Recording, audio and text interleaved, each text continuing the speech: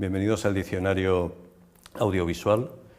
Hoy quiero hablaros del término victimización penitenciaria, un término poco conocido, pero que es interesante tratar. Para ello vamos a partir de la victimización, entendida como proceso que produce o un daño a la persona o una alteración, e incluso una alteración en el modelo de vida a presente y a futuro. Esta victimización se puede producir en tres momentos y se conocería como victimización primaria, que sería aquella que sufre directamente la víctima como consecuencia del hecho delictivo; una victimización secundaria, que vendría como consecuencia del paso de esta víctima por el sistema de control formal; y un tercer momento, la victimización terciaria, que tiene el problema que no está consensuado por todos los autores. De hecho, por ejemplo, la profesora Miriam Herrera dice que es un cajón desastre en el que cabe no solamente la familia o el entorno de la víctima, incluso cabría los testigos que hayan podido ser víctimas de ese delito o aquellos profesionales que han tenido que atenderle, y algunos autores incluyen también el propio autor, el propio victimario. Bajo mi punto de vista, esta clasificación tiene un problema, y es que cambia el concepto de atención hacia la persona que sufre el hecho delictivo. Se pasa a contemplar el resto o el conjunto de personas que intervienen en este proceso. Este cambio de paradigma lo que hace es que al final difumina lo que podría ser la responsabilidad o lo que podría ser las consecuencias en este hecho. No quiere decir esto que el delincuente no tenga la posibilidad de recorrer ese proceso de victimización, pero como una vía propia y autónoma en función de que sufra un delito. Y al mismo tiempo, este delincuente o victimario sufriría lo que se conoce como la victimización del delincuente por parte del sistema legal, del que habla Pablo de Molina, y que el profesor Landrove Díaz sitúa en 4 momentos. Por un lado, en el momento legislativo, que sería la inflación penitenciaria, estaría provocado por la inflación penitenciaria, es decir, la penalización de conductas que no necesariamente tenían que ser castigadas con penas privativas de libertad. Tendríamos después el momento policial, que podría venir por hechos de ineficacia policial o por corrupción o brutalidad o falta de respeto de los derechos del detenido. Un tercer momento sería el judicial, en el que estarían no solamente incluidos los errores judiciales, sino los derivados de la lentitud y el coste del proceso penal. Y por último, en la fase ejecutiva estaríamos hablando del momento penitenciario. En lo que se hace es, la posible victimización se realiza cuando se entra en contacto con la administración penitenciaria, a través de la relación de sujeción especial, que le coloca en un plano de subordinación frente a esta, ¿no? Y que tiene 2 finalidades. Por un lado, ser garante del cumplimiento de la condena prevista, del castigo impuesto mediante condena, y por otro lado, tutelar que se respeten los derechos que le son inherentes al propio condenado, además de favorecer la reeducación y la reinserción de la sociedad.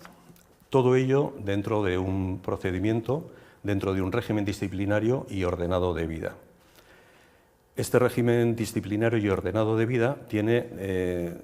2 fases o tiene 2 procesos intrínsecos que son susceptibles de producir efectos de victimización en el delincuente. Por un lado, la institucionalización,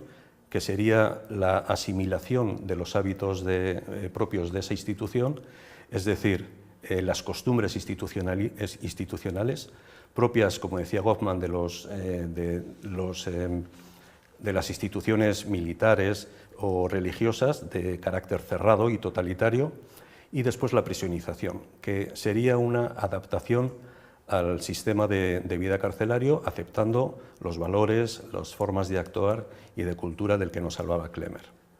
Las consecuencias de estos 2 procesos son 2 fundamentales. por un lado, dependencia de la estructura institucional, que puede llegar a hacernos funcionar de forma autónoma, de forma automática en nuestra relación, incluso fuera ya de la institución penitenciaria, y por otra parte la asunción de un código moral y de pautas que lo que van a hacer va a ser que